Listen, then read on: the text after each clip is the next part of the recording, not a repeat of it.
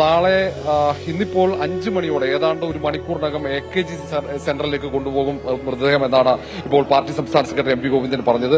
നാളെ രാവിലെ 9-ന് വീട്ടിൽ നിന്നും പിന്നീട് രാത്രി വീട്ടിലേക്ക് പോകും. വീട്ടിൽ നിന്നും മൃതദേഹം രാവിലെ 9 മണിയോടെ ദർബാർ ഹാളിലേക്ക് കൊണ്ടുപോകും. ദർബാർ ഹാളിൽ പൊതുദർശനം നടത്തിയതിനു ശേഷം ഉച്ച കഴിഞ്ഞ് ദേശീയപാതയിലൂടെ ആലപ്പുഴയിലേക്ക് കൊണ്ടുപോകാനാണ് ഇപ്പോൾ പ്ലാൻ ചെയ്തിരിക്കുന്നത്. രാത്രിയോടെ ആലപ്പുഴയിൽ എത്തിച്ചേരും. ആലപ്പുഴയിൽ എത്ര വൈകി എത്തിയാലും നേരെ വീട്ടിലാണ് മൃതദേഹം കൊണ്ടുപോവുക. പിന്നീട് മറ്റന്നാൾ രാവിലെ ആലപ്പുഴ ജില്ലാ കമ്മിറ്റി ഓഫീസിലാണ് പൊതുദർശനം.